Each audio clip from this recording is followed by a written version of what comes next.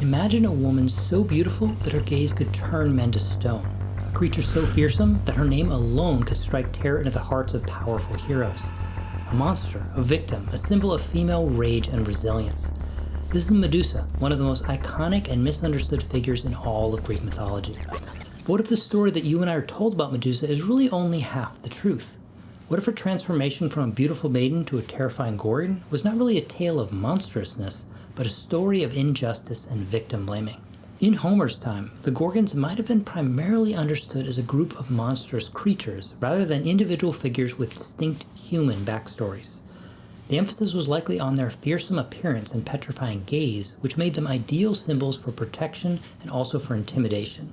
Hesiod, in his Theogony, gives us the names of Stheno, Euryale, and Medusa for the Gorgons and places their living place towards the edge of night beyond Oceanus, the great ocean, near the Hesperides, in other words in the far west. While Stheno and Euryale were immortal and ageless, according to Hesiod, Medusa was actually immortal, a peculiarity that the poet does not explain and that we'll come back to in a little bit. Now, Homer, in his Iliad and the Odyssey, utilizes the fearsome image of the Gorgon as a symbol of terror and protection. In his poems, we find vivid descriptions of warriors adorned with Gorgon emblazoned shields and breastplates.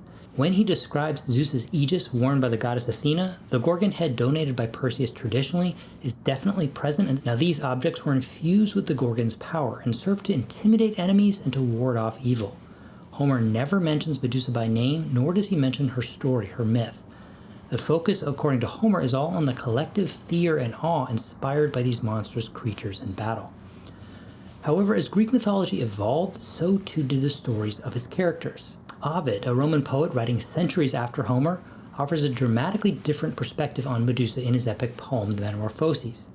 Here, Medusa emerges not as a monstrous entity from birth, like by nature, but as a once beautiful maiden. In his poem, Ovid describes Medusa as a once stunningly beautiful maiden. However, she chose to remain a virgin, a servant of the goddess, dedicating herself to Minerva, or Athena.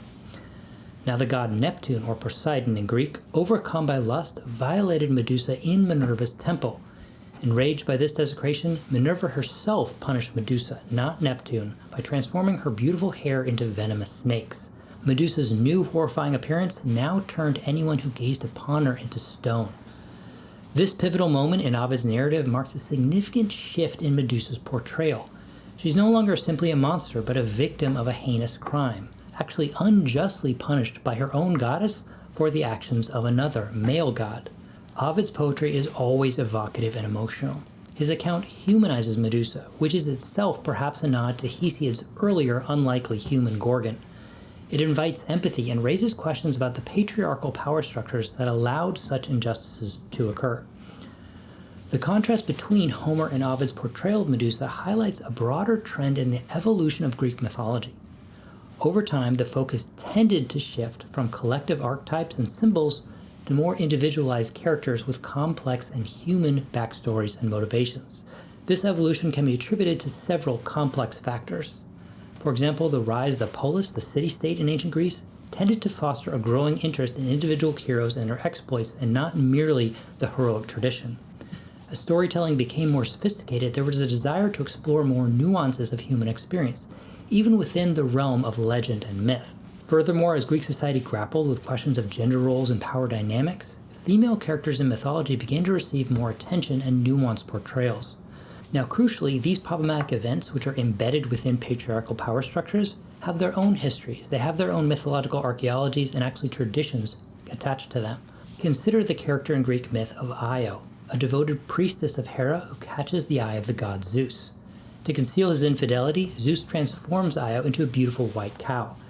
Yet Zeus's wife, Hera, suspicious and enraged as always, claims the heifer and subjects Io to relentless torment, first under the watchful gaze of the hundred-eyed Argus, and later pursued by stinging gadfly. Io's agonizing journey across lands and sea, vividly depicted in Aeschylus' play Prometheus Bound, symbolizes the endless suffering inflicted upon women who dared to attract the attention of powerful men, even gods. Similarly, the character of Callisto, a follower of the goddess Artemis, also falls victim to Zeus's advances. Her subsequent pregnancy and transformation into a bear, either by the goddess Artemis herself or as a direct consequence of her broken vow, also highlights the harsh consequences of defying societal expectations and the unforgiving nature of divine judgment, even against those who should be protecting you. Again, Ovid's Metamorphoses captures traditionally the tragedy of Callisto's story, ultimately leading to her and her son's transformation into the famous constellations Ursa Major and Ursa Minor. So we have three different women, Io, Medusa, and Callisto. All are connected to divine service, and all suffer harsh punishments at the hands of the goddesses they serve. Now this punishment is for their involvement with other male gods. The comparanda Io and Callisto can serve as powerful mirrors, reflecting some of the hidden meanings and complexities within Medusa's myth. All three share the common thread of women punished by their own tutelary goddesses for their association with a male god, underscoring the patriarchal power dynamics at play. Now, in later retellings and interpretations, even such as Ovid's, Medusa's story is further explored, humanized, and reimagined. Some versions emphasize her backstory, her motivations, her strength and resilience, portraying her as a powerful figure who refuses to be defined by her own trauma. Alright guys, that's it. There's so much more to say as always on this topic. We're going to leave it here for right now. In other news, it's really great to be back. If you've watched this far, I really appreciate it. I don't want to promise too much on this subject, but seriously, I hope much more to come from me and this channel. And it's really good to see you guys again. And yeah, let me know in the comments if you liked the video, and I'll see you guys again. Thank you.